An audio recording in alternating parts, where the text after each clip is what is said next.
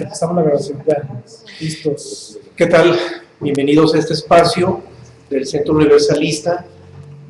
Dejamos hoy a su disposición un tema, es el arte, y como siempre nos acompaña Juan Carlos I, un servidor David Mora, y también nos acompaña, le agradecemos a Julián en la Ciudad de México con el chat, que nos ayuda muchísimo con ese trabajo, con esa atención a quienes tienen o más bien nos otorgan el honor de acompañarnos. Un agradecimiento a quienes nos acompañan desde esta ciudad, Guadalajara, Jalisco, México, desde donde transmitimos para todo el mundo a través de la red, y todos los que nos acompañan, tanto en vivo como en repetición. Igualmente un agradecimiento por la confianza que nos siguen otorgando. Como ya anticipé, el tema de hoy es el arte. Con este redondeamos tres temas que están estrechamente vinculados, que son ciencia, filosofía y arte. Ya habíamos visto que la ciencia es la que nos permite conocer los fenómenos más tangibles. La ciencia se va en primera instancia sobre lo que es perceptible en los sentidos. Desde el momento en que exige una comprobación, esa comprobación tiene que ser a través de una percepción, no puede ser de otra manera, sea una percepción sensorial humana o una percepción a través de equipo tecnológico que permita la propia percepción del fenómeno y la comprobación, pero al final de cuentas esa comprobación exige esa perceptividad. La filosofía va más allá de lo perceptible. Por lo tanto, parte de lo que la ciencia deja y ofrece como antecedente, y ya la filosofía va más allá de lo perceptible, o mejor dicho, no se detiene en lo perceptible, no se conforma con lo perceptible y va más allá de ello, porque definitivamente la verdad no termina en lo perceptible. La verdad va mucho más allá de lo tangible. Eso nos tiene que quedar clarísimo. Y una vez que la filosofía abundó, profundizó en cuestionamientos que la ciencia no puede resolver, y hay que entenderlo, la ciencia no podrá meterse a resolver asuntos que le exigieran romper con el método científico. La ciencia no estaría dispuesta jamás a romper con el método científico para poder resolver planteamientos o cuestionamientos que lo rebasen. Si la ciencia rompiera con el método científico, entonces dejaría de ser ciencia. Eso se tiene que entender. Por eso existe la filosofía. Y la filosofía no existe en ausencia de la ciencia o ante un vacío de la ciencia, sino como complemento de la ciencia. Podríamos decir que más bien es complementario. Y cuando ya algún humano decidió escudriñar en lo que la filosofía ofrece, que va más allá incluso a veces más allá de la propia mente, en algunos aspectos, ese filósofo, ese pensador, descubre que hay ingredientes que no pueden ser transmitidos con el lenguaje. Y precisamente porque algunas verdades o algún elemento cognitivo no puede transmitirse por lenguaje, eso denota que va más allá de la mente, porque es indiscutible que el código o el método operativo, el sistema operativo de la mente es el lenguaje. Eso ya lo hemos comentado. El lenguaje es el sistema operativo de la mente. Y si la mente lo comprende, el lenguaje lo transmite. Si la mente no lo comprende, el lenguaje no lo puede comunicar. Hay muchas personas que se escudan en el vacío del lenguaje o en las limitaciones del lenguaje para decir es que no lo puedo explicar con palabras, y eso no es cierto. Cuando alguien comprende algo, siempre va a haber palabras para explicarlo. Siempre. Sin embargo, cuando la filosofía nos permite profundizar en algo que va más allá de la mente, pues claro que en ello no va a haber palabras, porque hay ingredientes, hay verdades que rebasan la capacidad de la mente. La mente no lo puede abarcar todo, y eso los humanos lo sabemos de sobra, los científicos mismos lo saben de sobra. Los científicos saben que la ciencia opera a través de la mente, y saben que a través de la ciencia hay límites, y el primero de todos los límites es precisamente la mente humana. La mente humana no es absoluta, no es total. Por lo tanto, ante las limitaciones de la ciencia, un filósofo descubre verdades que van más allá de la mente. Y ahí es cuando el lenguaje ya no es capaz de comunicarlo. Pero no tanto porque no se comprenda, sino porque esas grandes verdades trascienden a la mente, van en trascendencia de la mente. Y para acceder a esas verdades que trascienden la mente, es necesaria la filosofía. Y cuando un pensador, un filósofo, siente la necesidad de comunicarlo, pero se descubre con la limitación misma del lenguaje, ahí es cuando se recurre al arte. Porque el arte permite expresar la experiencia filosófica que no es comunicable a través del lenguaje. Y ahí es cuando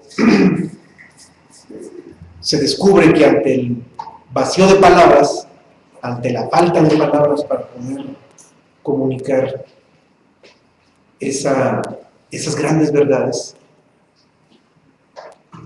entonces ese pensador recurre a algo que vaya más allá de la verbalización.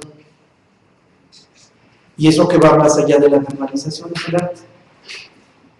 No hay mucho que decir. O sea, el arte entra en sustitución de la verbalización, entra en sustitución del lenguaje, en sustitución incluso de la mente misma. Hay que entenderlo. Porque un verdadero artista va más allá de la mente, sabe conducirse más allá de la mente y transmite algo que trasciende la mente misma. Sí, de hecho en la red están preguntando qué significa arte o de dónde deriva la palabra arte. De artis, que es una actividad en latín que era estética, la comunicación en base de qué era la estética en su momento, que en aquel entonces, o como hoy sería la moda, pero en realidad el arte es la comunicación de las emociones que tiene el ser humano. Hasta aquí estoy replanteando el escenario, insisto, que vincula la ciencia con la filosofía y con el arte. La ciencia en lo perceptible y lo cognoscible, la filosofía que brinca hacia lo no perceptible y hacia lo incognoscible, y el arte que lo comunica, que lo transmite. Y ante ese escenario podemos replantearlo diciendo que el científico estudia la rosa, el filósofo reflexiona acerca de la rosa, el artista siente la rosa y va más allá de la rosa. De esos tres, es obvio que el artista es el que está más cerca de la realidad. El científico apenas trata de acercarse a la realidad. El filósofo da un brinco un poquito mayor hacia la realidad y el artista es el que más se acerca. Sin embargo, ninguno de los tres está con la rosa. El que más se acerca es el artista, pero no está en la rosa. El que está en la rosa es el hombre despierto, el hombre libre. El hombre libre va mucho más allá de la ciencia, del arte y de la filosofía. Va más allá de los tres, trasciende a los tres.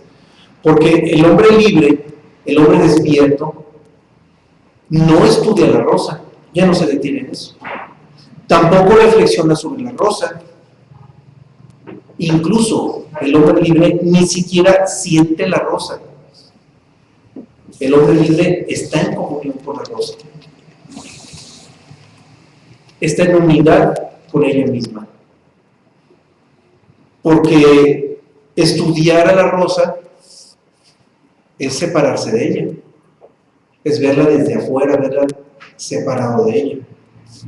Reflexionar sobre la rosa todavía implica división, implica separación. Y aún sentir la rosa, el que siente la rosa también está separado de ella. Está el que la siente y el que la percibe y lo percibido. Hay una división entre el que percibe y lo percibido. Entonces, tanto en la ciencia como en la filosofía y como en el arte todavía hay división. Claro, hay más división, la división es mayor en la ciencia, hay más acercamiento con la filosofía, hay aún más acercamiento con el arte, pero ninguno está en comunión con la rosa. Solamente el hombre despierto, el hombre libre. Sin embargo, aunque ninguno de los tres está en comunión con la rosa, evidentemente el arte se convierte en la antesala de la libertad que permite esa unión o esa unidad, no solo con la rosa, sino con la totalidad del universo. Entonces el arte es la antesala de todo esto. Eso es indiscutible. Y un hombre libre, pues no sé si antes o en el momento, pero siempre se convierte en un artista. Bueno, un hombre libre es un artista, es un filósofo y es un científico. Es todo. Un hombre libre lo es todo. Y pasa por los tres, y está en los tres, y comprende los tres. Está en unión con los tres incluso. El hombre libre está en todo. El tema de hoy es el arte particularmente, pero vuelvo a insistir, se replantea el escenario para ubicar. ¿Por qué replantear el escenario? Porque los humanos no podemos analizar, no podemos imaginar, no podemos comprender, no podemos hacer nada con la mente si no viéndolo todo separado. Y si observamos, en este momento estamos viendo separadas las ciencias del arte, de la filosofía, estamos estableciendo diferencias entre cada uno de ellos, porque nuestra mente vive en la separación. No puede comprender lo que no está separado. No puede comprender nada si no es estableciendo distinciones y relaciones entre las cosas. Pero también nos debe quedar claro que para un hombre libre, ciencia, filosofía y arte son lo mismo. Ante la conciencia, los tres son lo mismo. Nosotros que no somos hombres conscientes hacemos distinciones. Y claro, es válido hacer esas distinciones. Porque primero debemos comprender cómo se hacen las distinciones y por qué se hacen las distinciones. Y una vez que comprendemos el cómo y el porqué de las distinciones, entonces tenemos la posibilidad de trascender ello. Tenemos la posibilidad de trascender esa división para poder entrar en la unidad. Hasta entonces se nos abre esa posibilidad. Bien, pues vámonos ahora ya directamente a lo que es el arte y empecemos primero por entender lo que no es el arte. Porque si ya vimos que el arte es lo que permite comunicar una experiencia filosófica, y la experiencia filosófica está por encima de la científica, pues estamos hablando de algo muy elevado. Y antes de hablar de algo tan sublime como es el arte, empecemos primero por puntualizar lo que no es el arte. Y el arte no es una simple creación de formas estéticas. Eso no es el arte. La simple creación de formas estéticas por sí misma y en sí misma podríamos llamarla artesanía. La artesanía sí está hecha para crear belleza, crear estética. El arte emplea la estética para sus objetivos, pero el objetivo no es la estética por la estética. La estética es un elemento de forma y el arte debe llevar fondo y forma. Si hay forma pero no hay fondo, entonces no hay arte. Y si hay fondo pero no hay forma, tampoco hay arte. Puntualizando, si hay forma sin fondo, es artesanía. Si hay fondo sin forma, es una experiencia filosófica. Creo que se entiende, ¿verdad? Creo que queda claro, muy, muy claro. Hay libros que se llevan cientos de páginas nomás para explicar esto, que realmente no tiene nada de complejidad. Es la relación entre el fondo y la forma, y el arte necesariamente tiene que llevar las dos. Por eso empiezo por decir que el arte no es solamente la forma. La creación de formas estéticas es estrictamente la forma, y eso no constituye el arte como arte. Sí, porque para empezar las formas son relativas. A ver, ¿cuál es la pregunta? Hay una pregunta en la red. Una de cuál es la definición del arte, que nos la hacía Almita, y otra que nos la hace Micene. Muy buenas noches. Nos dice quién inventó el arte o cómo lo dedujeron, en qué momento lo calificaron así. Yo creo que fueron los primeros filósofos que comenzaron a discernir sobre lo que era el arte. La diferencia entre lo que tú estás comentando ahorita, que era la expresión artística y estética de las actividades, y los filósofos le comenzaron ya a dar forma a lo que era el arte, que era la expresión de algo más interior en alguna actividad visual que se requería en ese momento, ¿no? Que Claro. pudo haber sido la música o pudo haber sido algo de arquitectura o escultura. Sí. No se sabe si fue la música o las artes plásticas primero. Si fueron primero las manifestaciones de las que hay constancia en el arte rupestre, o las primeras manifestaciones musicales, que también hay constancia para instrumentos que se conservan, algunos petrificados, qué sé yo. Bueno, desde el simple percutir dos piedras, el hombre produjo sonido y empezó a observar que ese sonido podía comunicar algo.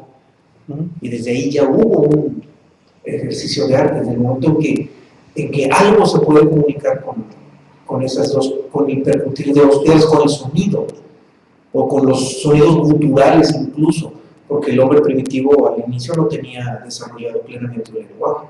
Y si era capaz de comunicar algo ante un lenguaje incipiente, desde el momento en que estaba trascendiendo su lenguaje incipiente, ya estaba haciendo arte, desde ese momento.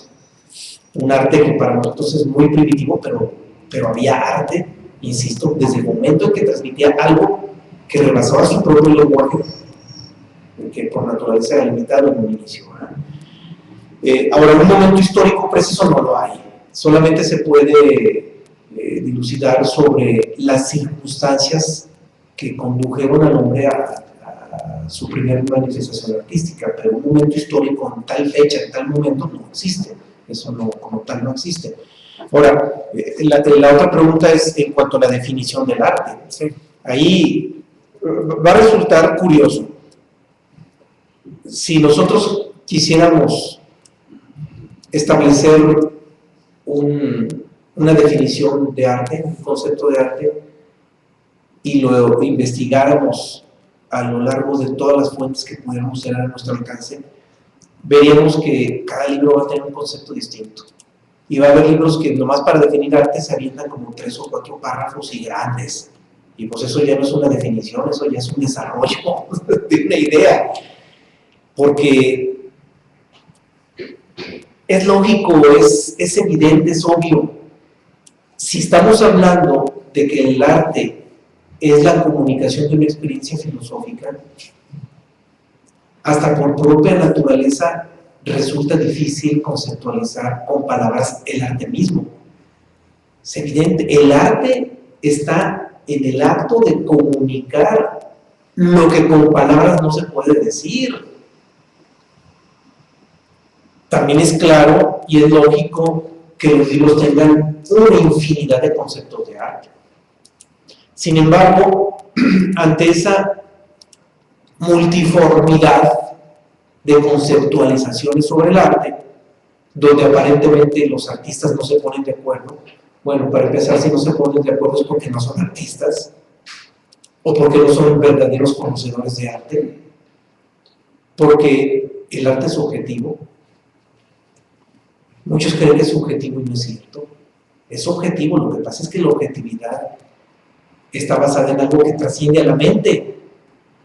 Y quienes no tienen el suficiente nivel o la suficiente madurez o experiencia para trascender la mente, no van a entender esa objetividad. Y quien no comprende esa objetividad que es transpersonal, quien no comprende ello, le resulta fácil decir, es que es subjetivo. Y se escudan en que es subjetivo para no tener una definición precisa sobre el fenómeno del arte, sobre el acto o la creación en el arte. Pero no, el arte es subjetivo. Y 2 artistas, o 10 artistas, o 20 esclarecidos, tendrían que coincidir en una misma idea del arte, porque el arte es uno. No está la división, y insisto, no es subjetivo como se cree. Ahora, sé que me puede ver muy ostentoso tratando de dar una definición objetiva, pero no pretendo serlo. Lo único que trato de hacer es acercar una idea ante la pregunta que nos hicieron sobre una definición concreta del arte. Trato de hacerla en un sentido universal y dejo por delante la certeza de que no es una idea mía, no es una conceptualización mía, no es personal, solamente lo hago en función de lo que hemos generado a través de una visión universal para comprender lo que realmente es el arte. Ahora, esa definición resulta que no es difícil ni compleja, es simple, es muy simple. ¿Qué es el arte? La comunicación de una experiencia filosófica. Es todo. O sea, si lo dejamos a las mínimas palabras, el arte es la comunicación de una experiencia filosófica. Claro, hablar de una experiencia filosófica es hablar de algo que ya se sustentó en algo científico, que partió de lo científico, que es tan objetivo como su origen, porque viene desde lo científico. Y luego, si estamos hablando también de que el arte, sintetizando en unas cuantas palabras, es la comunicación de la experiencia filosófica, es evidente que esa comunicación se da a través de algunos medios. Y esos medios pueden ser sonido, para el caso de la música, color y forma, en el caso de las artes visuales o las artes plásticas,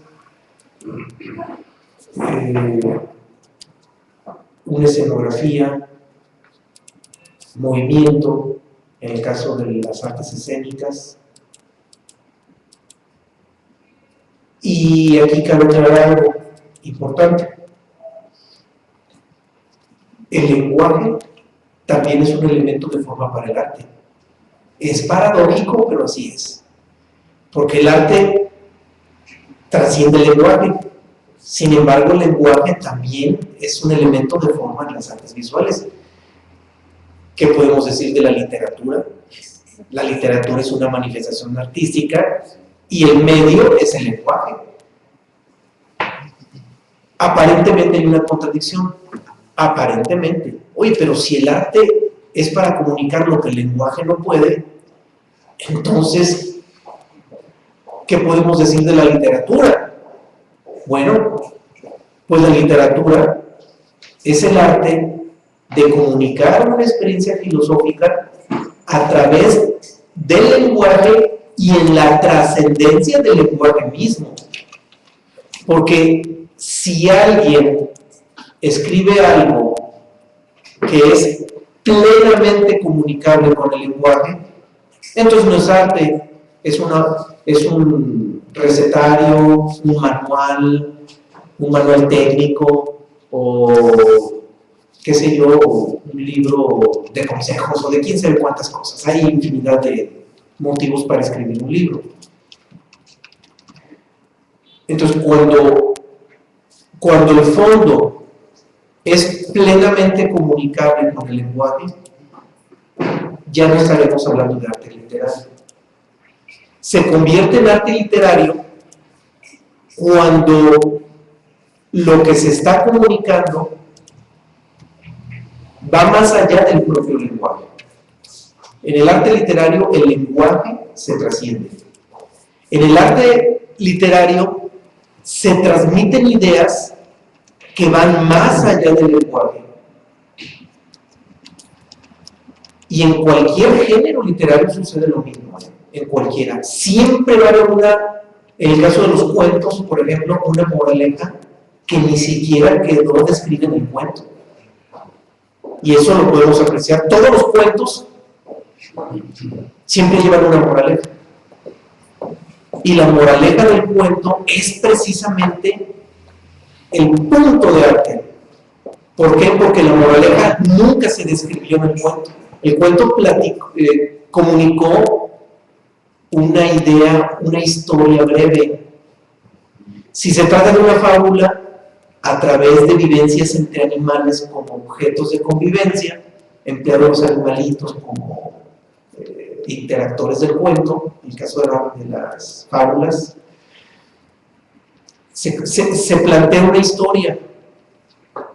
Bueno, el arte llega en la moraleja, que es la que nos dice, bien, la historia está planteada, pero detrás de esa historia hay una moraleja, hay una idea que está detrás de la historia, y allí es donde está el arte literario.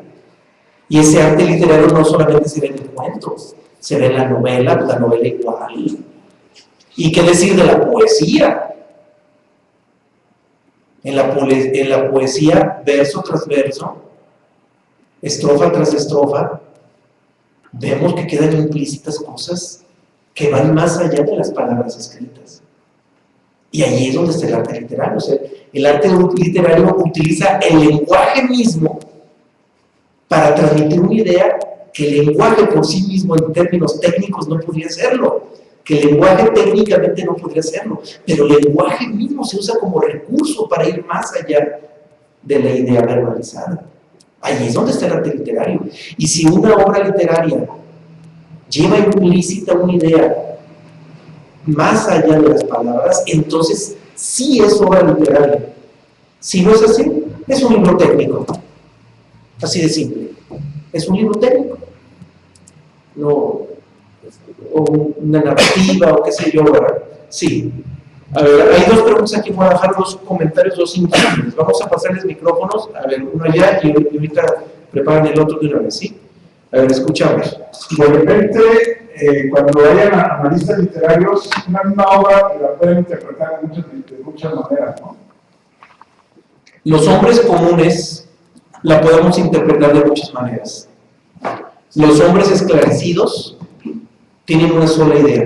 Llegan a la unidad, llegan a la idea o entran en comunión con la idea fundamental.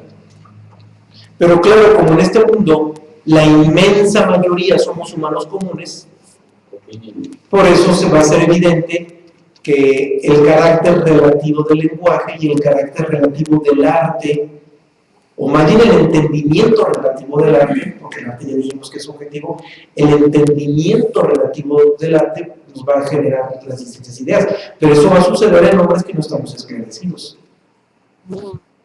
En los hombres libres, esclarecidos, que ya tienen libre su luz interior, va a haber una comunión entre el artista y el observador del arte, y van a entrar en comunión con la idea única. Eso así es, nomás que, claro, eso no lo vamos a ver en los libros de arte, porque los libros de arte están escritos por hombres que no están esclarecidos, y están dirigidos a la humanidad que tampoco está esclarecida. Sí, Claro. Iba a comentar algo que también acá, ¿no? Bien. El arte se entiende o se siente, entonces siempre se ha conceptualizado que se siente, no se entiende. A partir de ello, es lo que quizá también quiero que comparte su opinión, correlacionada a la subjetividad, porque habla de la subjetividad, pero en cuanto a la lógica personal. Cada cabeza es un mundo, cada persona tiene su lógica personal. sí. Y si se siente, no se entiende, podemos entender entonces que cada persona se siente diferente, de la subjetividad. Claro. Pero por el último comentario que también estoy haciendo en este momento, me resulta otra duda. Significa que el esclarecido lo entiende, además de que lo siente, y las personas del común y corriente nada más lo sentimos. Mira, los humanos comunes percibimos el arte con la mente. No tenemos el corazón abierto. Claro, también hay que entender que hay muchos pseudoartistas que hacen pseudoarte con la mente. Pero como tienen formas estéticas interesantes, agradables, con ingredientes innovadores, revolucionarios, y quién sabe cuántos calificativos, se le considera arte. Pero está hecho con la mente. La inmensa mayoría del arte está hecho con la mente. Entonces, hasta el mismo artista que creó su propia obra va a tener una percepción de esa misma obra distinta un día y otro de distinto. Porque la mente está cambiando, todo está cambiando, etc. Todo lo que fluye a través de la mente está cambiando, está sujeto al cambio. En el verdadero arte, del que no hay mucho, hay que entenderlo. La inmensa mayoría del arte que circula es pseudoarte, la gran mayoría.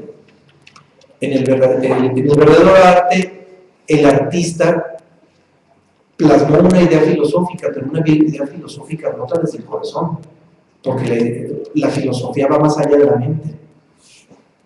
Y la única posibilidad de ir más allá de la mente es a través del corazón. Se necesita un corazón abierto para poder activar la posibilidad pensante del corazón, porque el corazón también es pensante, lo que pasa es que es un pensamiento de orden superior. Es como se genera lo que en el tema de alquimia mencionamos como el cuerpo intelectual superior, pero ese ya no es de la mente, es del corazón, viene del corazón. Entonces, el verdadero artista tiene activo ese centro intelectual superior, las ideas son de otro orden, vienen desde la unidad del corazón y evidentemente una idea que viene desde la unidad del corazón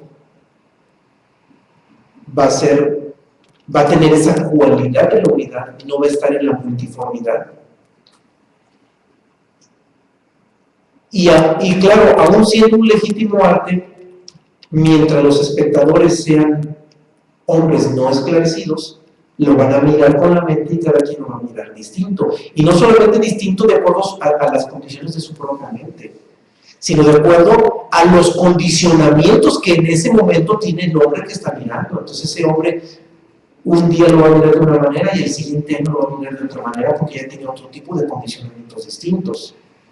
Sin embargo, un hombre libre que admira el verdadero arte entiende lo mismo en cualquier momento de su vida porque ya es libre, porque ya lo mira desde la unidad de su interior y percibe lo que el artista desde su interior también comunicó.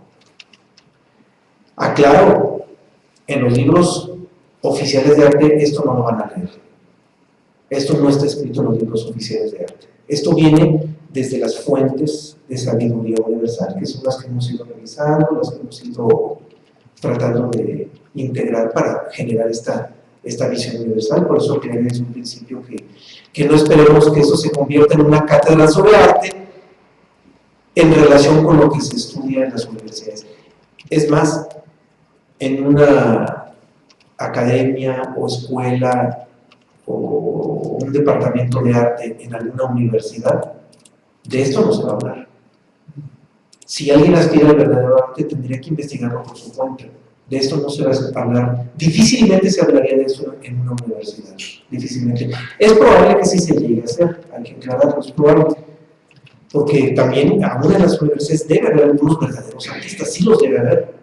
No creo que sean muchos, pero debe haber algunos, y algo se tiene que hablar de esto, pero desafortunadamente no es fácil que se hable de esto abiertamente donde hay oídos cerrados, porque para poder hablar de esto se necesitan oídos abiertos. Es necesario que haya oídos abiertos. Si los oídos no están abiertos, pues claro que va a haber muchísimos detractores. Sí. Bueno, la pregunta es muy concreta. Lo vuelvo a repetir. A ver, sí. El arte, hablando de la subjetividad, y lo voy a explicar con un ejemplo. Si una persona del común y corriente siente diferente, porque no lo entiende quizá, pero sí lo siente, a otra persona con un sentimiento muy diferente, digamos, por hacer el ejemplo, una melodía musical, a alguno le puede provocar una emoción de tristeza, otro de alegría, otro de otra índole, ¿no? Entonces, aquí estamos hablando que por la lógica personal de cada persona también va a sentir diferente. Y aunque el arte sea una manifestación de filosofía, también es una manifestación del artista para transmitir las emociones. Entonces, como cada persona tiene diferentes emociones o lo que está percibiendo como arte, le va a provocar una sensación diferente. Sí. Entonces, la opinión que le pedía relativa a eso, a si es subjetividad, si eso se le puede llamar subjetividad, como la gran mayoría lo maneja, o para su apreciación es diferente lo que los demás percibimos, ¿sí? Y lo otro que me saltó, pues, de lo que se comenta, que en cierto modo sí voy de acuerdo. Entonces quiere decir que el esclarecido piensa con el corazón, pero, porque usted lo comenta, pero lo siente y además lo entiende, y los comunes y corrientes nada más lo sentimos, no lo entendemos. Sí, exactamente. La respuesta que tú mismo la diste, ahí va. Los comunes, me incluyo yo, por supuesto, no tenemos el corazón abierto, no podemos entrar en comunión con la esencia del contenido o del fondo del arte. Por lo tanto, lo percibimos y lo asimilamos a través del centro mental y del centro emocional, los dos. Hace un momento me limité a decir de la mente, pero ya habíamos comentado que los tres centros son mentales: el centro intelectual, el centro emocional y el centro instintivo motor, porque los tres captan imágenes, almacenan información y procesan la información. Entonces los tres hacen un ejercicio de tipo mental. Entonces, al hablar de mente, también dejo implícito el centro emocional. El arte, por supuesto, involucra emociones, claro que las involucra. Pero el quehacer de las emociones también tiene una naturaleza mental. Sigue siendo relativo como el centro mental mismo. Sigue estando en la relatividad. Entonces, por citarle un término, el arte común que nosotros asimilamos lo hacemos a través de una apreciación relativa, y la gran mayoría del arte que se hace es un arte relativo, y como relativo subjetivo. Pero, primero, no es el más grande y lo más excelso del arte. Segundo, no trasciende. Termina perdiéndose en el tiempo, termina desvaneciéndose en el tiempo, y normalmente el arte que trasciende es el verdadero arte. Sí. Existen muchísimas obras de arte muy reconocidas, ¿Me puede mencionar nada más una que sea objetiva y no subjetiva? Muy buena pregunta. Mira, yo no estoy para juzgarlas. No estoy aquí para juzgar, estoy para comunicar los ingredientes, pero con una apreciación muy particular mía. Por ejemplo, el calendario azteca, el mal llamado calendario azteca, que no es calendario, he sabido que no es calendario, es una obra de arte impresionante porque transmite muchos ingredientes de todo un legado histórico y hay toda una conciencia detrás de ello. Mientras más cosas transmite, no puede todavía multiplicarse aún más la subjetividad. Bueno, es que están las dos, hay subjetividad y objetividad. Quienes lo miren con la mente y con las emociones van a navegar en la subjetividad.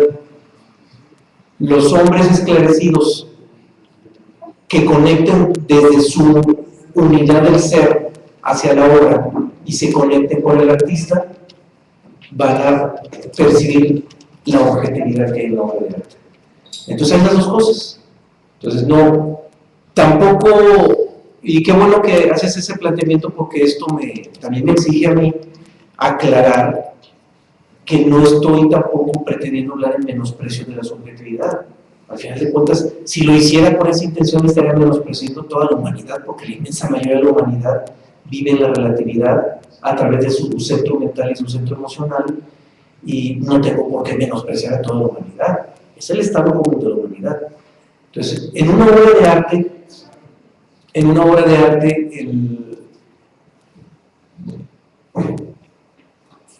el observador de la obra, si es esclarecido, no solamente entra en comunión con la obra, sino que entra en comunión con la experiencia filosófica que hay detrás de la obra e incluso entra en comunión con el artista. Hay una unidad, hay un estado de unidad, pero eso sucede solamente en un hombre esclarecido.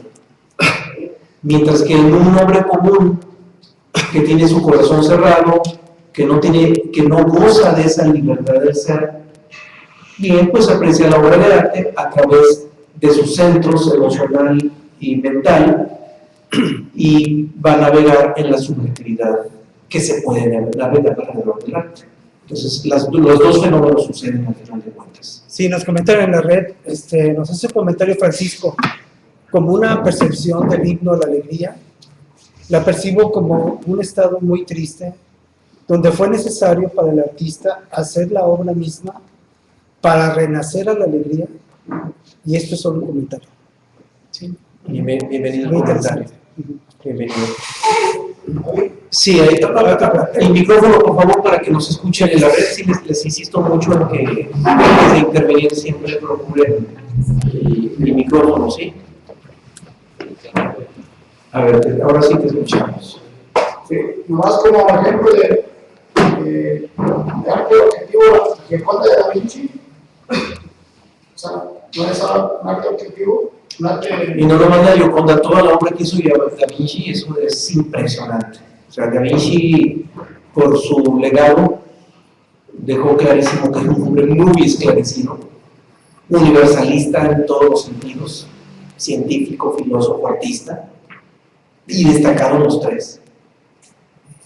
Y toda la obra de Leonardo da Vinci es un arte impresionante, no nomás la Gioconda. Toda su obra completa. Es más, en la obra de Da Vinci se confunde lo científico con lo filosófico, lo artístico, pareciera que todo entra en comunión todo eso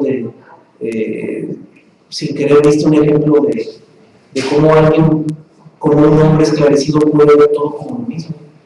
Y Leonardo da Vinci creaba, investigaba, descubría, sin hacer distinción, sino que estaba haciendo la ciencia, arte o filosofía. Él simplemente estaba en su quehacer, en el quehacer que su propia naturaleza le pedía, y su obra así es, y toda la obra de arte de Da Vinci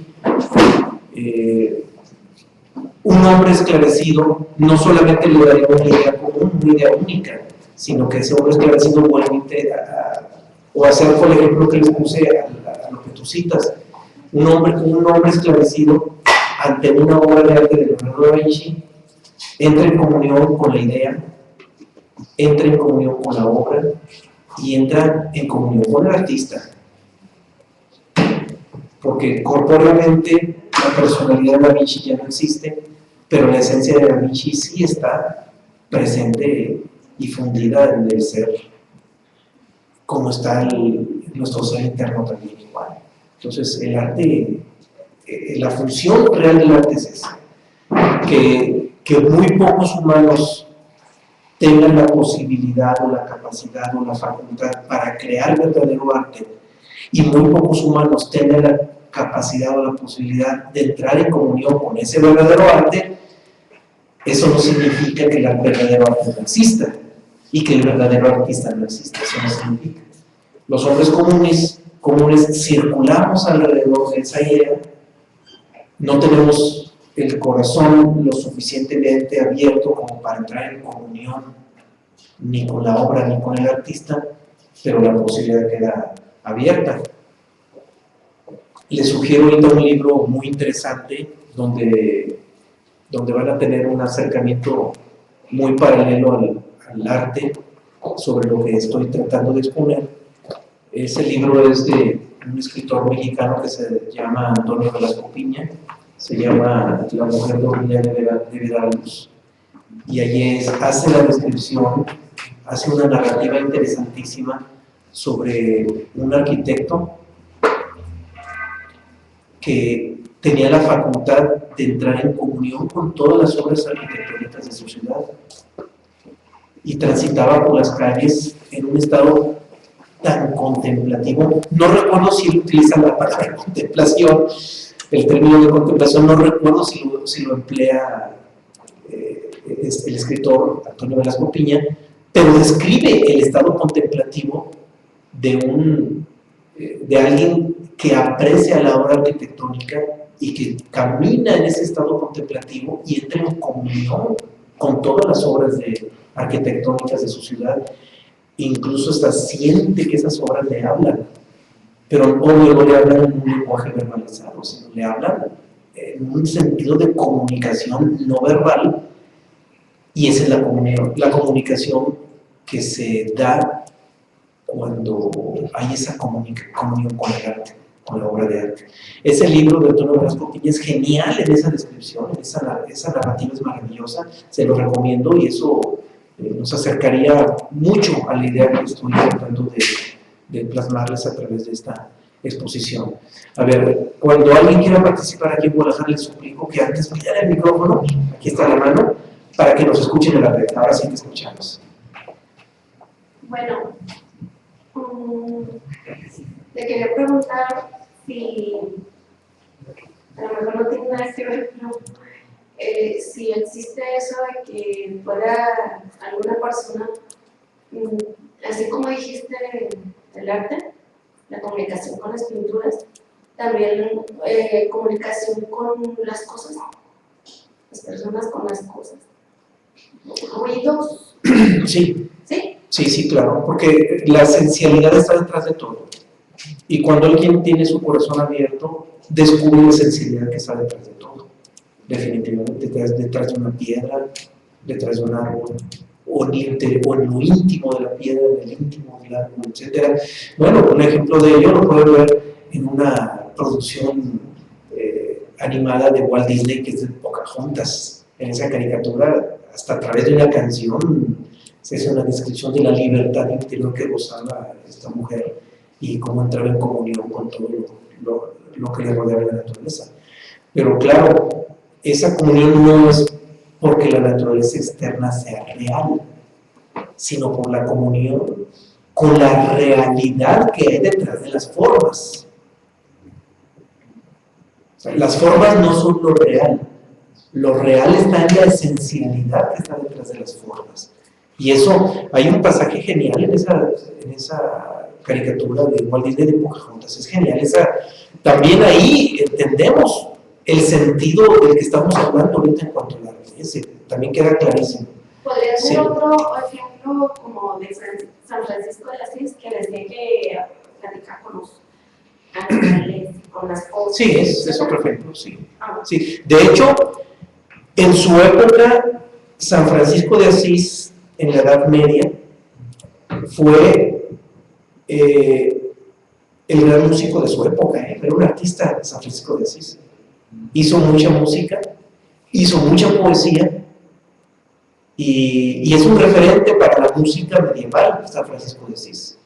Para la música y para la poesía medieval es todo un referente, más allá de la cuestión religiosa, no quiero que nos detengamos en lo religioso, hablo del personaje, no de su entorno religioso, porque al revés, él, si algo lo caracteriza es que él se opuso totalmente y en su cara le dijo el Papa, déjense de todas esas farsas. Al revés, él estaba en contra de la oposición de la autoridad religiosa de su época. Pero sí es todo un referente para el arte de su época, tanto en lo literario como en lo musical. Sí, hay un comentario en la red de Poliana, dice, la mujer del libro de la mujer dormida debe dar a luz. Habla del despertar de la conciencia que los mexicanos deben de tener, que es el momento histórico que está viviendo este pueblo. Sí, sí, y yo le abundo a lo que nos comenta Poliana. Por supuesto que está dirigido a los mexicanos, pero también está dirigido al mundo entero. Es un libro que cualquier persona de cualquier país lo puede asimilar y el mensaje es universal, tiene un mensaje universal, de hecho. Sí, por supuesto, brota de una fuente muy mexicana, la fuente es muy mexicana, y evidente que los oídos inmediatos hemos sido los mexicanos porque en primera instancia se publicó aquí en México, pero es una obra muy universal. Sí, escuchamos. Bueno, con lo referente a la compañera de San Francisco de Asís, Acérquese más el micrófono. es la comunión del ser con la naturaleza, con los animales que él tenía. Sí, claro. Con la esencia que hay detrás de cada entidad viva. Sí. Perdón, sí, continúe, perdón. No, y yo quería una anécdota de que nos contaba Jorge Manzano, que él estaba en el Museo del Louvre y que entró un muchacho todo chamagoso, así, harapiento, y que él dijo, ay, ¿cómo déjame? Como que él estaba diciendo, déjame, y dijo, como hippie así todo, pues muy mal en su vestimenta. Y él dijo, ay, ¿cómo pueden dejar entrar esta gente? Y que él se volteó y luego volteó a ver, y cuando él vio la Venus del Nilo del muchacho, empezó a llorar. Entonces es esa comunión Sí. con el ser. Sí, claro. Y para él fue una lección Sí. hermosísima. Para quienes nos escuchan en la red, ese padre Manzano a quien hace referencia aquí en Guadalajara, Miriam, en Guadalajara, es un jesuita que por cierto murió hace poco, hace un par de semanas, sí, hace un par de semanas murió, y es un jesuita que aquí en Guadalajara se ha convertido en todo un referente, sobre todo hacia el arte literario. Escribió mucha obra de teatro, sobre todo, obra dramática. Escribió mucha obra dramática y tuvo la compañía de teatro de una universidad jesuita en Guadalajara, que es el ITESO, y aquí se le tiene mucho cariño y reconocimiento a ese jesuita. Y por supuesto que su obra, que como literaria, tiene ingredientes universales impresionantes y hay ingredientes que más allá de la palabra. Eso es indiscutible. Siempre nos dejaba mensajes que la palabra no decía. Siempre dejaba algo implícito que trascendía la propia palabra. A mí me tocó estar en algunas representaciones escénicas que llegó a montar y geniales. Algo que rompe con la visión católica. Fue muy revolucionario en ese sentido que rompió la visión católica. Para mí era como que había encarnado nosotros. Bien, no se acercó el micrófono, reproduzco lo que dijo Miriam, dice que para ella fue como un Sócrates encarnado. Y aquí en Guadalajara, si escuchara el padre Manzano, a lo mejor una de esas o te lo agradecería o por su humildad te diría que no era para tanto, quién sabe qué sería. Bueno, pero sí, todos mis respetos para el padre Y Manuel. también yo clases en la universidad, en la UNE, y muy querido, muy amado. Bien, vamos a seguir con la exposición. Me salió un poquito del preámbulo de lo que tenía ya preparado por las preguntas que nos hicieron. Eran preguntas obligadas, las entiendo. Eran preguntas obligadas, inquietudes obligadas. El arte nos va a meter a muchísimas inquietudes, pero bien, por lo pronto ahorita espero que nos estemos sintonizando a qué tipo de arte me estoy refiriendo. O sea, hay que entender que estamos hablando del arte en un sentido que va mucho más allá de lo que en cualquier universidad se estudia. Sí, hay otra intervención aquí. Escuchamos, Ángeles. Yo voy a decir que el arte, en mi sentido, también en el laboratorio, las poesías bien Sí, profundas. toda una poesía, toda una obra de arte, el legado que nos dejó. Que de hecho es de lo poco que quedó de manifestación literaria en México, porque prácticamente todo quedó destruido y hubo un fraile, no recuerdo si fue Fray Juan de Zumárraga, no estoy muy seguro, creo que fue él quien recopiló su obra, o parte de su obra lo que quedó y es lo que actualmente se conserva. Bien, entonces comentábamos sobre el arte que pues, no es la creación de la estética por la estética, porque ahí estaríamos hablando solamente de forma, y si no hay fondo, no hay arte. Definitivamente tiene que estar acompañada del fondo, o más bien el fondo acompañado de la forma, es al revés. El fondo es el que tiene que acompañarse de la forma para poder ser comunicable. Y las formas no hay que perder de vista que aunque son bellas en un sentido muy relativo, es una belleza relativa. Ahí entra absolutamente la relatividad. Valga el pleonasmo que acabo de decir, entra absolutamente la relatividad. La belleza en el sentido estético externo siempre va a ser relativa. Claro, hay otro tipo de belleza que sí es absoluta, que es la belleza que es en el ser. Y de eso vamos a hablar en la próxima charla. Vamos a hablar de la belleza en el sentido absoluto, que va más allá de las formas. Y es un tema delicadísimo, ¿eh? Si el tema del arte ya en sí es delicado, ya hablar de la belleza en el sentido absoluto, en el sentido del ser, pues es algo todavía más delicado, pero por lo pronto anticipo que es el tema que viene para la próxima charla. Y ahorita en cuanto al arte que está a nuestro alcance, pues las formas que se emplean son relativas, hay que entenderlo. Y también otro detalle que hay que dejarlo muy precisado, que el arte no es tampoco la representación ni el análisis o la reproducción de imágenes de la naturaleza. Reproducir la naturaleza o plasmarla a través de una reproducción, definitivamente eso no es arte. El arte es un servidor de la naturaleza, no es un imitador de la naturaleza. Entonces la imitación de la naturaleza no se constituye necesariamente como arte. Claro, hay artistas que han investigado a través de la naturaleza, pero una cosa es investigar a través de la naturaleza, incluso a través de la reproducción de la naturaleza, y otra cosa es que eso constituya al arte como arte, ¿sí? En el verdadero sentido de la palabra. Entonces el arte más bien es la representación de lo intangible a través de elementos tangibles. Y esos elementos tangibles son los elementos de forma. O sea, el fondo es lo intangible y la forma es lo tangible. Entonces, el arte es, esto abona a quien nos pidió definir el arte, es eso, es la representación de lo intangible a través de lo tangible. Lo que no tiene forma a través de las formas, y esas formas ya dijimos cuáles son, ¿verdad? Sonido, color, movimiento, etcétera, dependiendo del arte, de cada género artístico, ¿sí? Como ahorita que estás diciendo de los hombres esclarecidos, bueno, pues que han trascendido y están en un nivel de ser más elevado que las personas ordinarias. pues, en general, sí. Sí.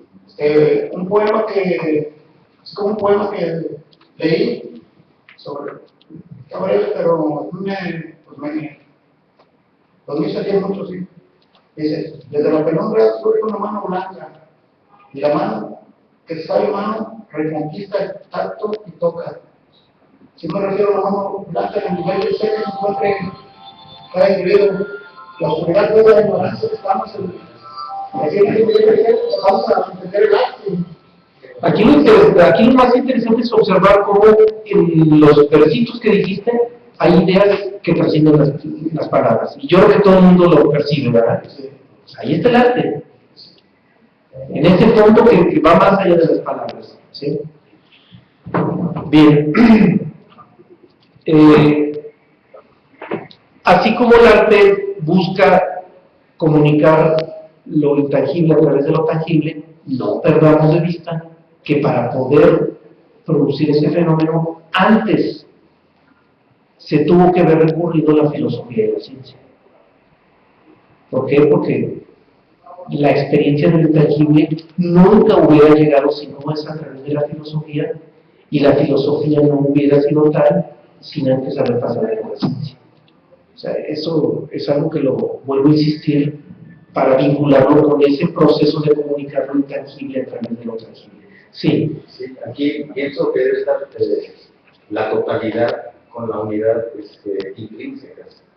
Me recuerda a Mozart, por ejemplo, que él componía una sinfonía y un tuto, ¿no? O sea, en un solo, se da una paseada por ahí en el parque, regresaba y la tenía completa.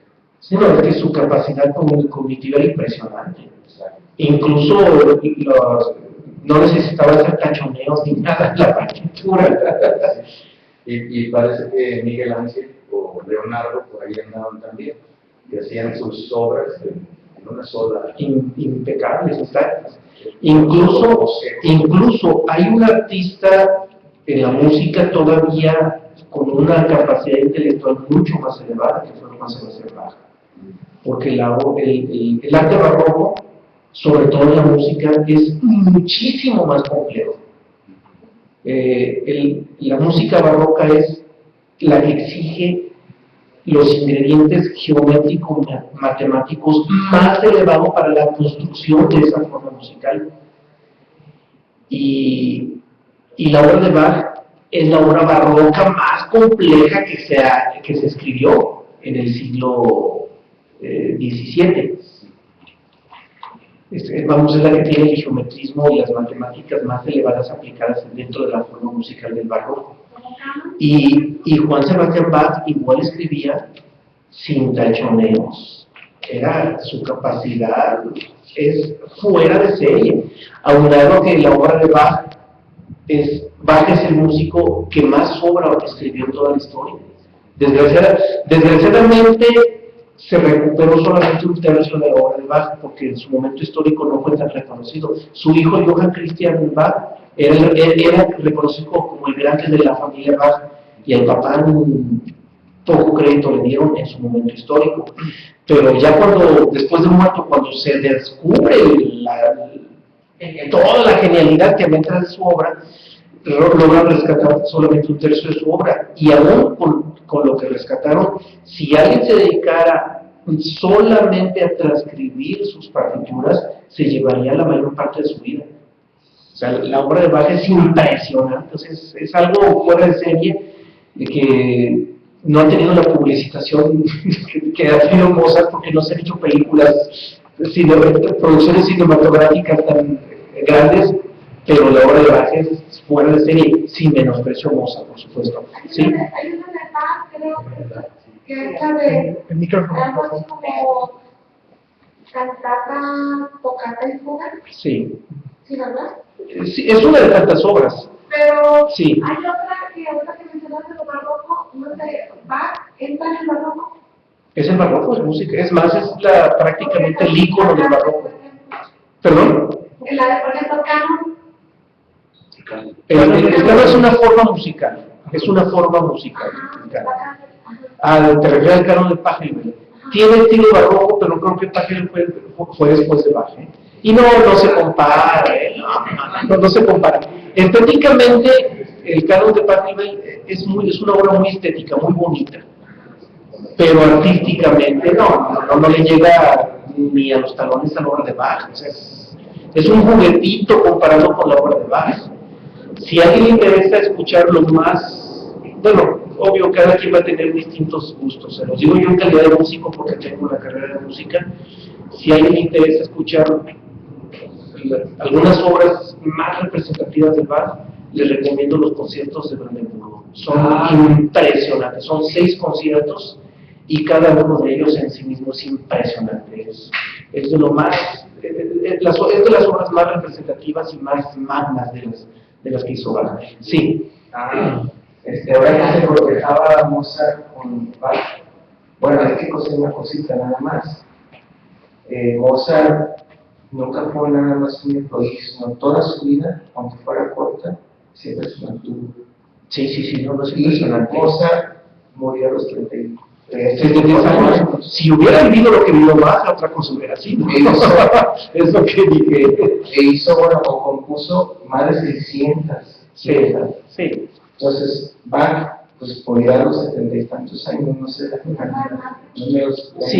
definitivamente. Si Mozart hubiera vivido lo que vivió Bach, hubiera sido otra cosa. Porque Bach vivió más del doble. Sí, más del doble. Y en la etapa de más madurez, la vida vivió más del doble cronológicamente, pero la vida productiva de Bach fue como del triple o más del triple, definitivamente. Pero aquí la única distinción es que Bach es icono del barroco y Mozart es icono del clasicismo o del neoclasicismo, mejor dicho, en términos más estrictos. Y lo único que yo agregaría es que la música barroca, en términos de intelectualidad, no estoy hablando en términos de arte, por supuesto, en términos de intelectualidad es mucho más compleja que la música neoclásica. Es música muchísimo más complicada, muy compleja, extremadamente compleja, y no solamente para escribirla y darle estructura, hasta para interpretarla. No cualquiera lo trabaja. Y si alguien toca Bach, toca todo. Así de fácil. El que es capaz de tocar impecablemente a Bach, toca lo que sea, porque es música complejísima también para su ejecución.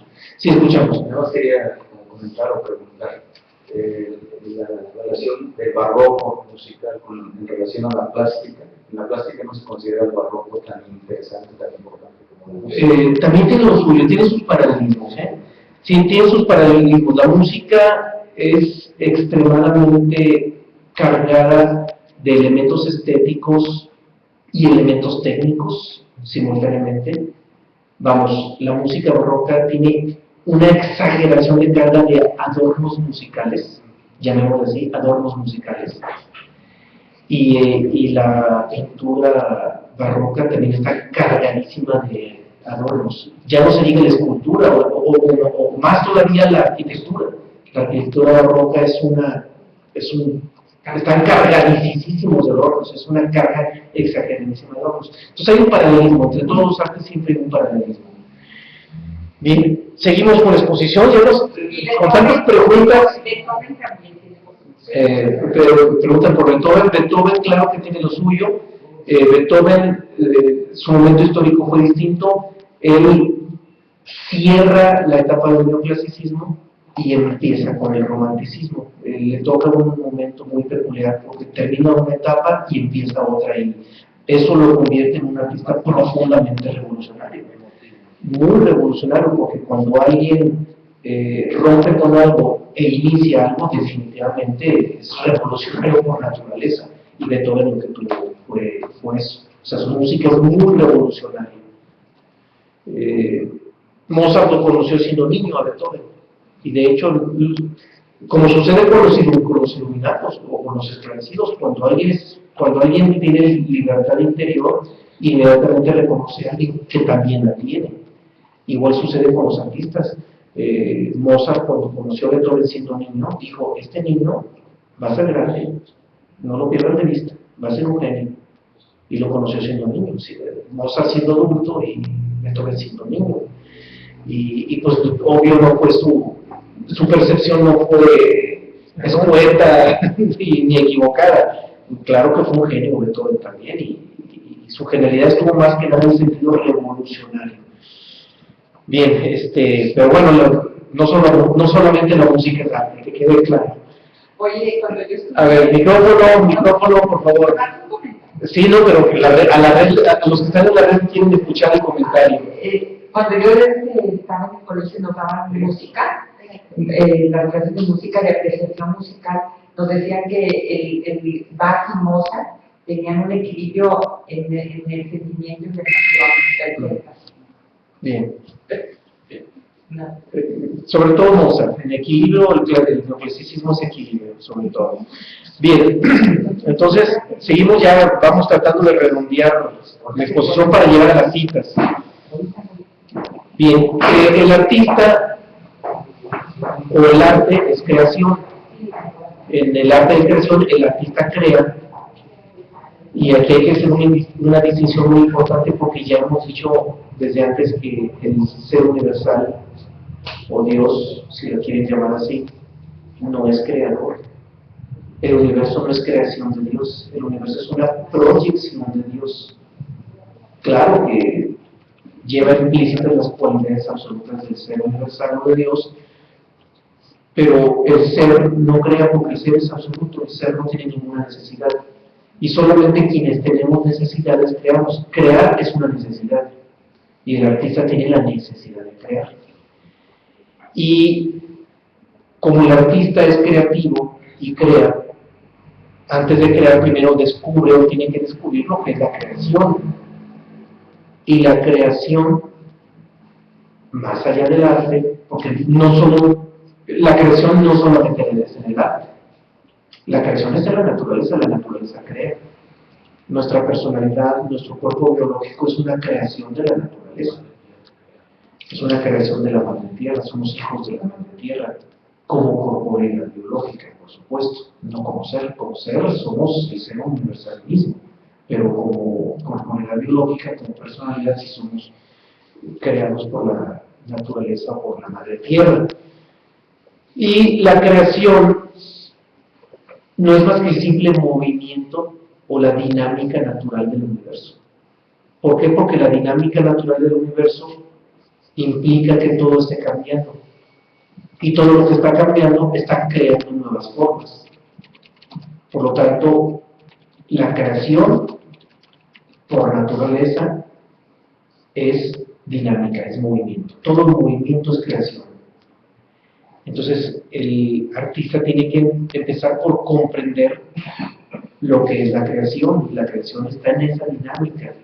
Pero el arte tampoco es una reproducción y tampoco es el análisis de esa creación. El hecho de que alguien entienda y comprenda lo que es la creación natural, eso no quiere decir que ya es artista. El artista juega con la creación y juega con el movimiento, pero el artista plasma en un lienzo, plasma en los versos de un poema, plasma en una melodía lo que hay detrás de esa creación. O sea, la creación misma sigue siendo un elemento de forma, y a través de la creación se plasma o se transmite o se comunica el fondo que hay detrás de la creación. Y la creación en sentido natural es mecánica. La naturaleza mecánicamente va creando formas nuevas, mientras que el artista crea, pero no a través de su mente, porque la mente también es mecánica y eso lo hemos visto. Si el artista creara estrictamente en función de su mente, no sería más que una maquinita que está reproduciendo una creación misma natural. El artista cuando crea a través de la mente, a través de la trascendencia misma de la mente. Y esa creación que se da a través de la mente se da en el vacío interior. Ese vacío interior donde está la adimensionalidad del ser. Estamos hablando de algo absoluto y insisto que cuando se habla de lo absoluto siempre aparecen paradojas, pero el verdadero artista crea desde la no mente o en la trascendencia de la mente y desde el vacío interior, que es donde está la adimensionalidad del ser. Dicho en otras palabras, en el verdadero arte siempre hay un impulso que viene desde el ser, que viene desde el vacío interno, que es donde está el ser. Y cuando ya se crea desde lo interno, que es desde el ser, ese artista puede desarrollar técnicas. Y los artistas siempre han planteado técnicas nuevas, pero esas técnicas nuevas vienen como consecuencia de esa capacidad creativa que hay desde el interior. Pero al revés no puede suceder así. Al revés no. A través de las técnicas no se puede llegar al interno. Entonces, esta precisión la hago porque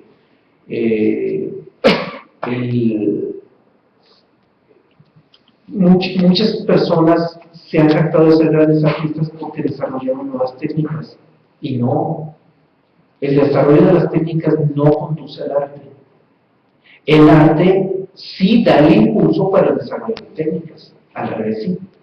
En ese sentido, sí. Es de adentro hacia afuera, pero nunca de fuera hacia adentro. Porque el artista lo llevamos dentro. El artista está en el corazón. El artista no lo tenemos en la mente. El artista tampoco lo tenemos en el centro emocional. El centro emocional tiene su base en el plexo solar. Entonces, el artista no está ni en la mente ni en el plexo solar, ni en el centro mental ni en el centro emocional. El artista está en el corazón. De ahí es donde sale el verdadero arte. Y desde ahí sale la técnica, pero nunca al revés. Siempre es de dentro hacia afuera y jamás va a ser de afuera hacia adentro. Eso nunca va a suceder. Lo último que tenía preparado para la exposición ya lo mencionamos, que era el hecho de que el verdadero arte es objetivo. Porque desde el momento en que el verdadero arte surge desde el interior, donde está la unidad del ser, el mensaje va de la unidad, brota de la unidad, y el que lo recibe, si es un hombre esclarecido, va a percibir y va a estar en comunión con esa unidad. Entonces, el arte verdadero es objetivo. Claro, un artista que hace verdadero arte y ese arte es objetivo, si lo miran hombres no esclarecidos, pues lo van a mirar desde la relatividad y van a especular desde la relatividad. Pero un espectador esclarecido va a recibir el mensaje claro, contundente, que viene desde la unidad del ser del artista y va a entrar en comunión con el artista de corazón a corazón. Va a ser una comunión íntima entre el artista y el público. Cuando está, insisto, cuando los dos son esclarecidos. Bien, yo creo que lo dejamos para irnos a las citas. ¿Quieren comentar algo, verdad? Quiero comentar que cuando uno se posa frente a una obra de arte, generalmente hay la opinión, ¿verdad? Entonces cuando surge la opinión, pues como que se deshace el arte. Cuando surge la opinión, desaparece lo íntimo del arte. Pero hay obras en las que se mantiene esa totalidad, ¿no siente uno esa totalidad de unidad? Sí. Y uno se queda observando. Claro. Y uno reconoce de veras a muchos artistas que tienen ese pequeño destello o gran destello que hace que uno sienta o le guste, claro, ¿verdad? Sin opinar mucho, pero ya se queda uno con un poco de eso. Y eso que mencionas es interesante porque los que son analistas de las formas en el arte, que son críticos de las artes plásticas, críticos de la música, críticos del teatro, qué sé yo, son los menos apropiados para entrar en comunión con la esencia del arte, porque su actitud crítica, más que crítica, analítica, su actitud analítica lo separa del verdadero arte, lo separa. Para entrar en comunión con el verdadero arte tendríamos que dejar de lado esa actitud analítica, porque lo analítico es estrictamente de la mente, y el verdadero arte solamente se puede asimilar a través del corazón y no a través de la mente. Y se los digo, esto sí se los digo con mucha certeza porque soy músico de profesión, y cuando voy a un concierto, me cuesta trabajo sacudirme lo que conozco de armonía, de contrapunto y todos los elementos técnicos que a mí me permiten hacer un análisis de una obra y de una ejecución. Me cuesta trabajo hacerlos a un lado para poder entrar en comunión con la obra, porque así debe de ser. De momento a veces lo logro, a veces no. Yo les voy y les doy una recomendación para cualquiera de ustedes que vaya a escuchar el concierto. La música nos ayuda mucho porque las formas de la música son sonido y tiempo. No arrebatan demasiado como lo visual. Lo visual nos saca más de la jugada. Por ejemplo, las artes plásticas que son visuales, es más difícil entrar en comunión con la obra, porque los ojos, son más sensoriales. Todos los sentidos son sensoriales, pero como que los ojos son los que más nos arrebatan. Son el primer elemento de la posesión. Sí, casi. Bien, entonces la música se presta mucho para poder apreciarla más allá de la forma, para apreciar lo que hay más allá de la forma. Y sobre todo, cualquiera que me escuche que se reconozca como no muy versado en elementos técnicos musicales, ni de armonía, ni de contrapunto, ni de formas musicales, etc., yo le recomiendo que vaya a un concierto, que cierren los ojos, se relajen, que pongan sus manos preferentemente sobre sus piernas y con los ojos cerrados traten de asimilar o de percibir la frecuencia vibratoria que despide todo el conjunto de la orquesta en cada una de las partes de nuestro cuerpo, porque la vibración de la orquesta entra en consonancia desde el cabello, la piel de la cara, las manos. Como las manos son las más sensibles al tacto, es donde más se siente. Entonces, si ustedes tienen las manos quietas, donde van a sentir en primera instancia la vibración de la orquesta va a ser en las manos. Es donde la van a sentir primero, pero después la van a poder sentir en la piel, en la cara, en el cabello, hasta en la ropa lo que se puede sentir. Yo creo que ahí se está aprendiendo mucho sobre la técnica de musicoterapia. No se escucha. Están enfocados Faltó el micrófono en la red, no nos están escuchando. Sí. Yo creo que de ahí se está desprendiendo un poco todas las técnicas que se están escuchando de musicoterapia, ¿no? Sí. Para despertar ciertas partes o sentidos de nuestro cuerpo. Claro, así es. Ahora, no va a ser tan fácil que todos lo puedan hacer, pero si pueden llevar algún instrumento que no sea muy estorboso, un instrumento musical, sea de percusión o sea acústico como una guitarra o algo parecido. Si al concierto se lleva, por ejemplo, una mandolina que es más pequeña y ponen las manos encima de la caja de resonancia de la mandolina, y la vibración la van a sentir, pero a todo lo que da, porque la caja acústica del instrumento musical entra en resonancia con la vibración de la orquesta. Es más, no necesitan ir a la orquesta.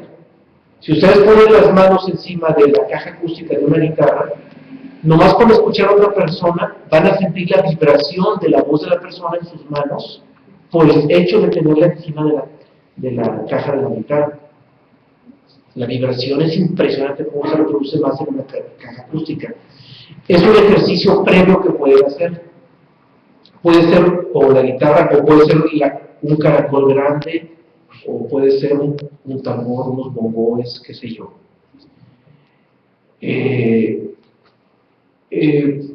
Como ejercicio inicial es maravilloso, pero si ya tienen la experiencia de sentir la vibración en sus manos, acudan a un concierto con una orquesta y van a sentir impresionante. Pero lo más impresionante no está en la sensación, en la percepción sensorial en las manos, ahí no está el fondo. Aquí lo interesante es que desde el momento en que empiezan a percibir esa vibración en alguna parte del cuerpo, están percibiendo algo nuevo, algo a lo que no estaban acostumbrados. Y el percibir algo a lo que no estamos acostumbrados nos despierta la capacidad de asombro. Y esa capacidad de asombro nos permite dirigir nuestra observación y nuestra atención y entrar en estado contemplativo. O sea, aprovechar esa capacidad de asombro para entrar en estado contemplativo. Entonces, en un concierto lo pueden hacer, vale la pena que lo hagan. Es muy interesante. Dicen en Guadalajara, menciona que hay que seleccionar el tipo de música. Claro que sí, procuren la que más les guste. En un principio no lo hagan, no sean tan selectivos en un principio, no sean tan discriminativos. A grosso modo les voy a dar, me va a quedar poquito tiempo para las citas, a grosso modo les puedo decir, la música medieval es música muy sencilla, nos puede inducir a la sencillez, a la simplicidad. La música renacentista, como su nombre lo dice, nos puede inducir al renacer. La música renacentista del siglo XVI rompe con un letargo de más de un milenio del atargamiento de Europa. Y la música renacentista es impresionante cuando surge la polifonía. Y todo el arte renacentista nos impulsa a despertar, a lo nuevo, nos hace revolucionarios, nos induce a la revolución. La música barroca o el arte barroco nos induce a la complejidad. A través de la música barroca, escuchando música de Bach, nuestro coeficiente intelectual aumenta, porque es compleja, es muy compleja esa música, y el arte es muy complejo y nos induce a la intelectualidad, al desarrollo del coeficiente intelectual. La música clásica o neoclásica, que es el caso de Mozart, Beethoven todavía como parte final del neoclasicismo, nos induce al equilibrio. La música muy equilibrada nos induce al equilibrio. Ya después de eso, en el siglo XIX viene el impresionismo. Esa música nos induce al desarrollo sensorial de los sentidos, al descubrimiento de ingredientes adicionales de los sentidos, incluso a veces de algo que va más allá de los sentidos, sobre todo en la pintura, que nos produce efectos que en primera instancia confunden al ojo y le permiten ver cosas que no son. Eso se da en el arte del siglo XIX, que es el impresionismo. Y hay un arte que no se lo recomiendo mucho, pero también hay que apreciarlo, es bonito, no, tampoco hay que rechazarlo, es el nacionalismo, que es también ya de final del siglo XIX, porque el nacionalismo nos induce al orgullo de nacional, y eso es un poco egoico, nos induce a estados más egocéntricos, nos mete a estados más egocéntricos. Por eso no lo recomiendo mucho, pero tampoco hay que rechazarlo, hay que degustar obras nacionalistas sin ningún problema. Aquí en México tenemos una obra nacionalista impresionante, que es un ícono de la música de México, que es el Guapango de Moncayo.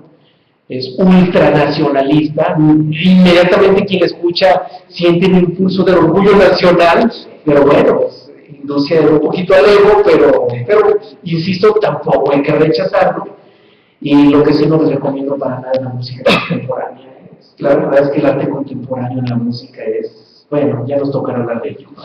Bueno, perdón. Me tocó decir con Marcelo Hermoso, no sé si le tocó, y él puso un ejemplo como a través de un microscopio electrónico el agua precisamente se transmite esa frecuencia. La frecuencia vibratoria. Y se ve como cuando ponen música clásica, por decirlo, crecen, cómo crecen los... Sí, la música, sí, definitivo. Se pone una música destructiva, digamos, de una dimensión más baja.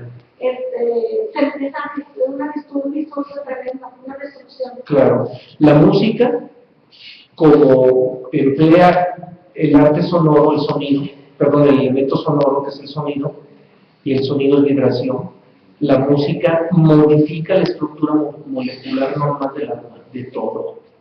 La música nos modifica hasta el alma, y algo aquí viene la cita de Pitágoras. Vamos a las citas, porque ya se nos está yendo el tiempo. Empezamos por una cita de Hermes Trismegisto, en el que dice, Hermes nos dice, Conocer la ciencia de la música, desde ahí empezamos con algo interesante, ciencia de la música. Claro que la ciencia tiene que ver con el arte, no es otra cosa que esto, conocer cómo están ordenadas todas las cosas y cómo el designio de Dios ha asignado a cada una su lugar, pues el sistema ordenado en el que todas y cada una son forjadas conjuntamente en una sola totalidad. Por la suprema destreza del artista, rinde una armonía divinamente musical, dulce y cierta, más allá de todos los sonidos melodiosos. Bien, de esta cita un poquito amplia de Hermes, hay que entender que la música, antes que música es ciencia, tan así que ya comentaba que Pitágoras fue el que descubrió o inventó la escala musical que hoy en día empleamos, y para poder estructurar o para poder diseñar esa escala musical, Pitágoras recurrió a las matemáticas y a la geometría y a la física. O sea, hay toda una ciencia detrás de la escala musical y lo hizo en consonancia o en correspondencia con los estados vibratorios de los planos superiores de existencia. Bien, vamos a la siguiente de conclusión. Conocer la música de una nación es conocer el carácter de su pueblo, porque la música procede del corazón. Bien, pusiste el ejemplo perfecto de la música nacionalista que enorgullece a las personas de la nación oír ese tipo de música.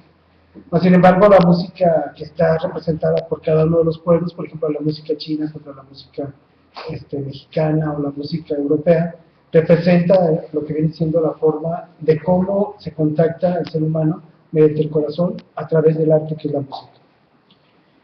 Bien, y algo que agrega con eso, procede del corazón.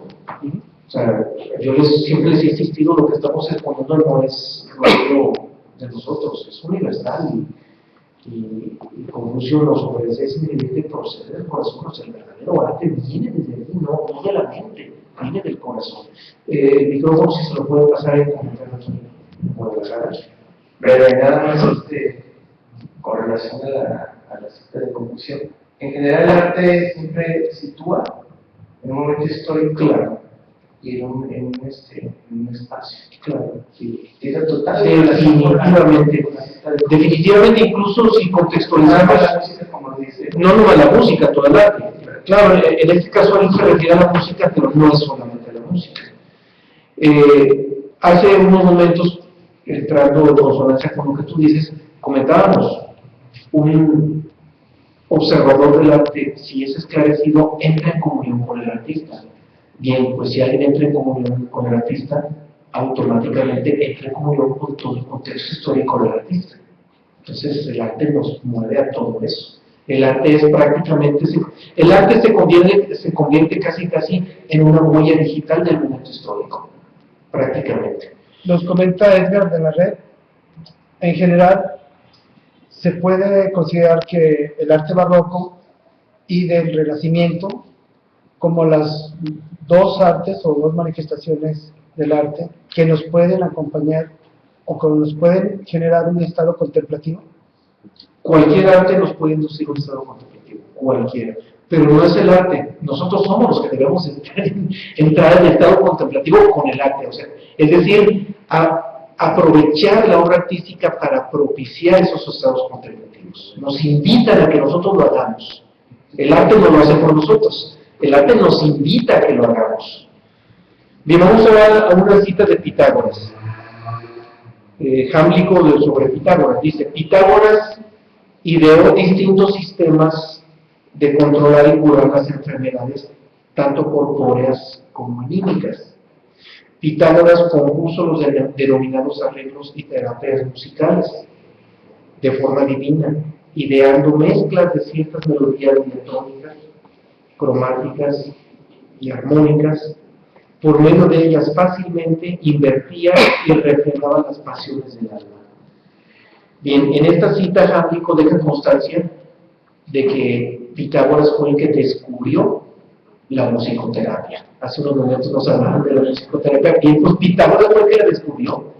Ya en otra exposición que habíamos hecho, ya habíamos dado elementos para comprobar que Pitágoras es el padre de las matemáticas, es el padre de la música, porque inventó la escala musical, es el padre de los abogados, de la filosofía, porque él fue el que acuñó la palabra filosofía, es el padre de la filosofía, es padre de la abogacía o del derecho, porque él, por primera vez en la historia, estableció un marco teórico para el establecimiento de un Estado de Derecho en la isla de Catania, varios siglos antes de Cristo.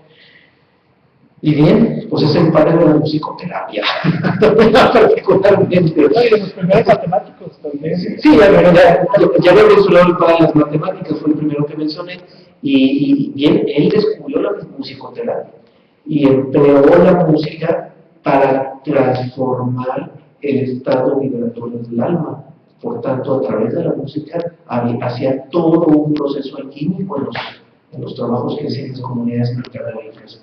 La música fue el factor fundamental entre los pitagóricos. La numerología.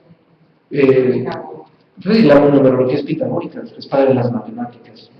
Bien, vamos a una más de Jámblico con relación a Pitágoras. Pitágoras consideraba que la música contribuía en gran medida a la salud. Sentaba en el centro a una persona que tocase la lira, mientras que en el círculo se sentaban los que eran capaces de cantar.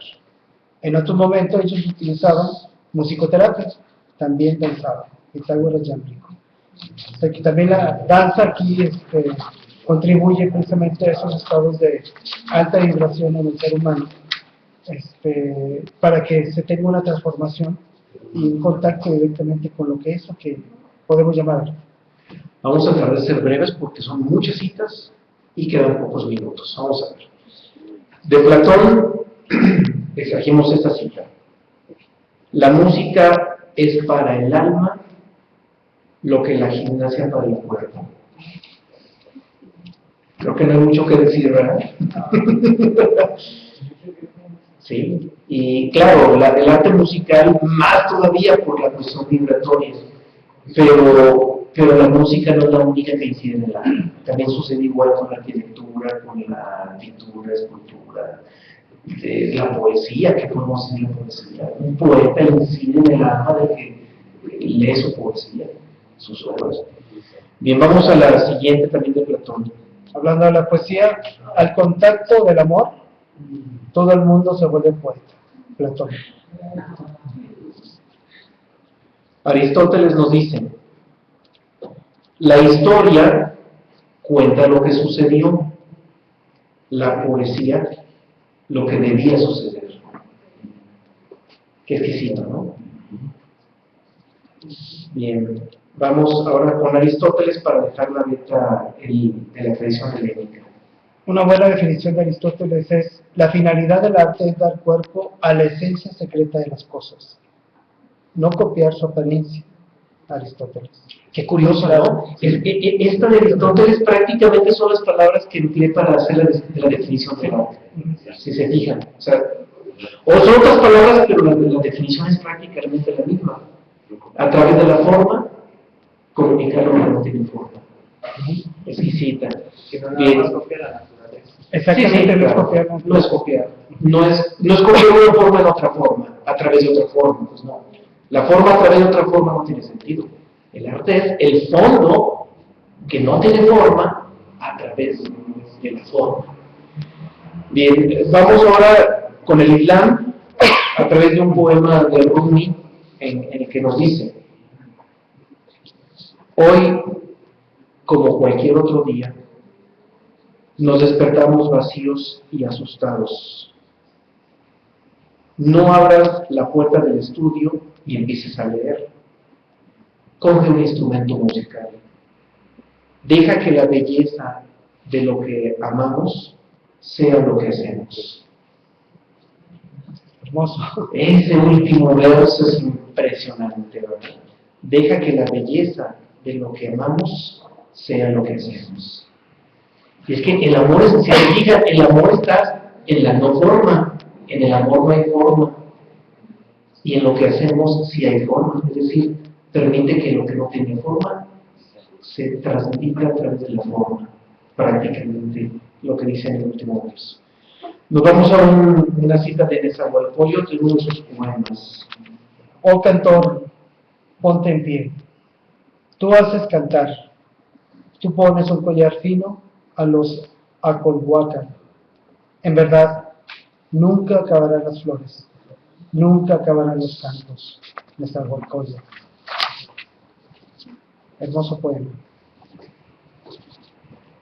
Nos vamos ahora a la meta alquímica, empezando por Paracelso, que nos dice, y vaya que los alquimistas emergieron al público en el Renacimiento. Ya desde la Edad Media había alquimistas, pero en la clandestinidad total. Y en el Renacimiento, que es el siglo XVI, cuando empiezan a salir al público, empiezan a escribir, empiezan a hacer vida pública, discreta, pero ya empieza a haber vida pública de los alquimistas, y es la etapa del Renacimiento también del arte. Y Paracelso, desde el siglo XVI, nos dice, cada obra es un arte, pero el arte es el que rige la obra. Perdón, sí, dijo así, perdón, sí está así. El arte es el que rige la obra. Pues el conocimiento contenido en el arte es el que permite realizar la obra. O que hablar del conocimiento contenido en el arte se está refiriendo al fondo. ¿Sí? Se está refiriendo al conocimiento, el conocimiento del ser, el conocimiento absoluto. ¿Sí? Porque estamos hablando de fondo.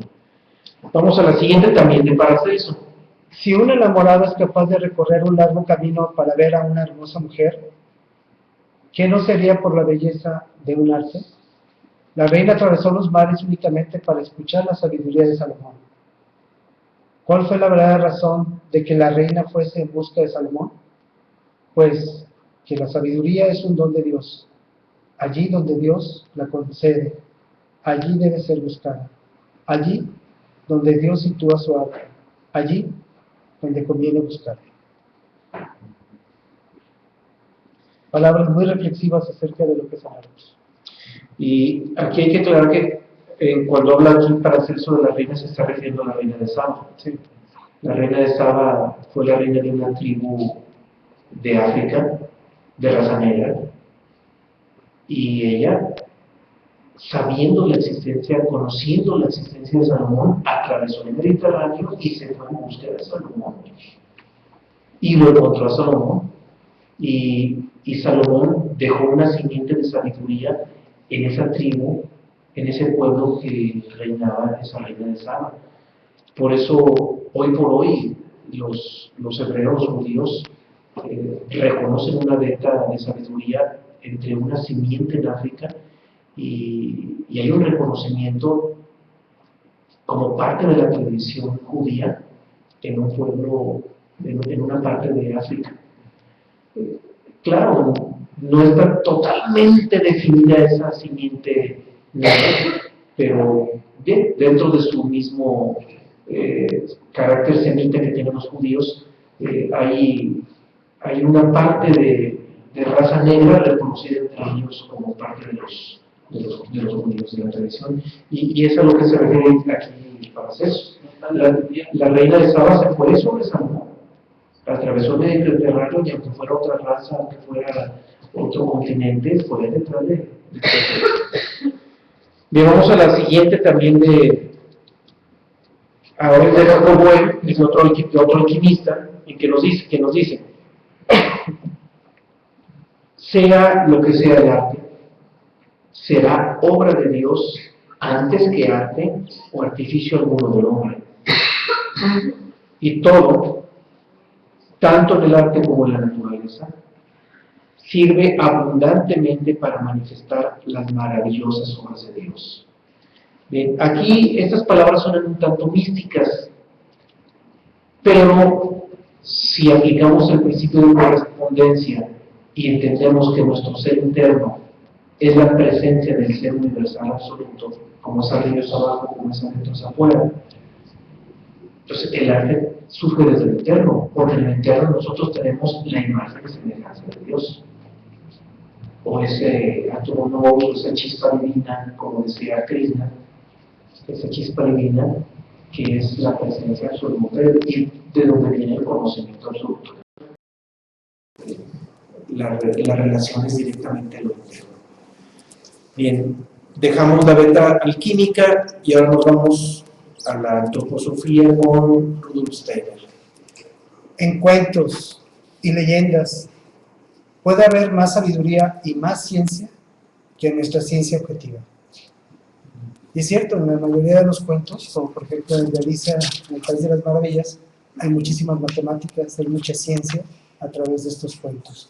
Es un ejemplo de cómo a través de una alegoría podemos estudiar ciencia.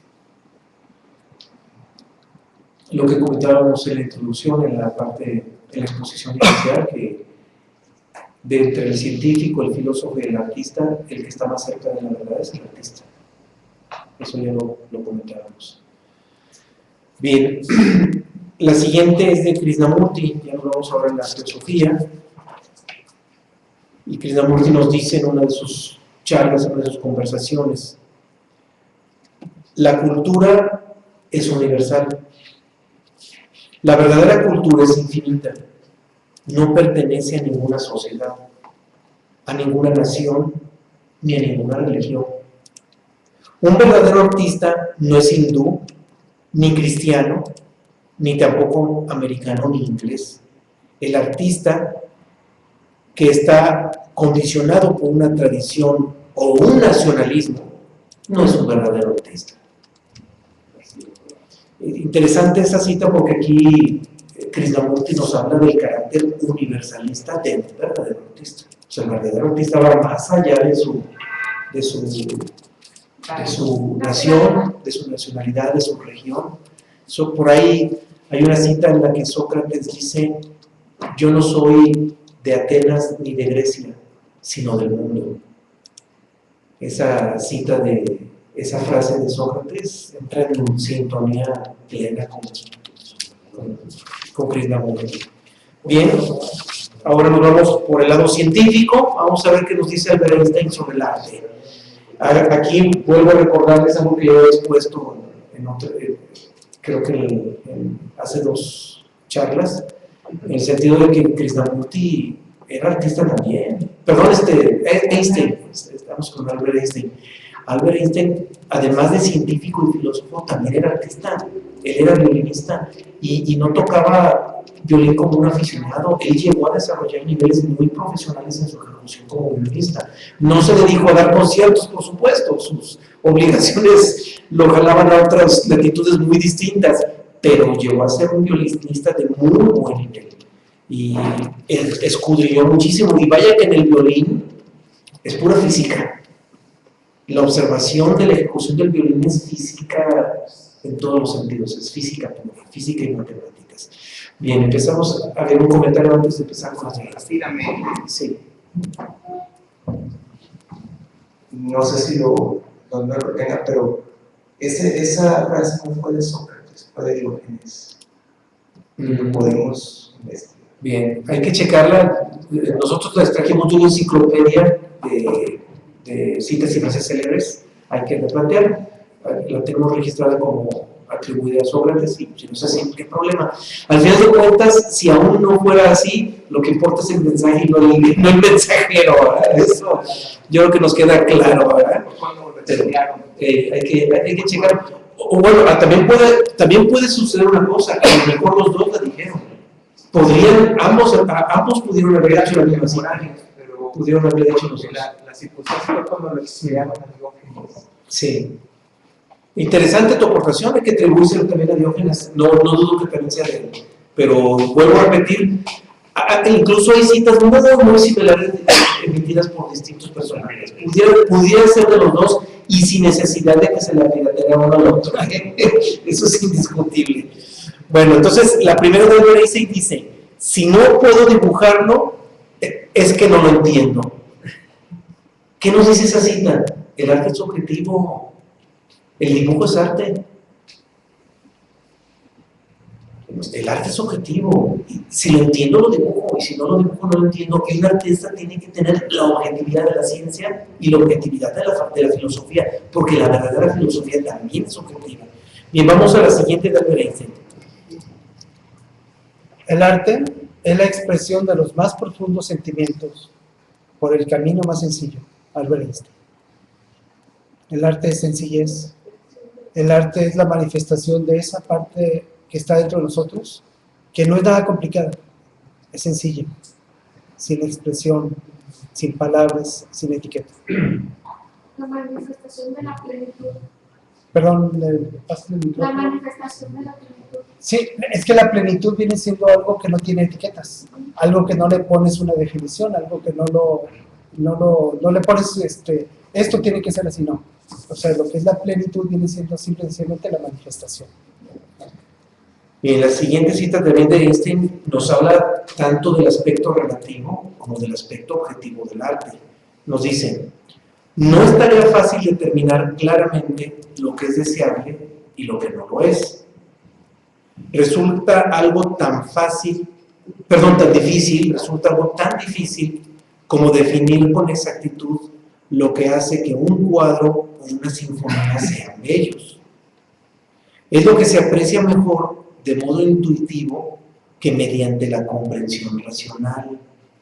De igual forma, los grandes maestros de la humanidad fueron de algún modo genios artísticos del arte de vivir. Claro, es que en el arte está la síntesis de todo. El arte es una síntesis de todo.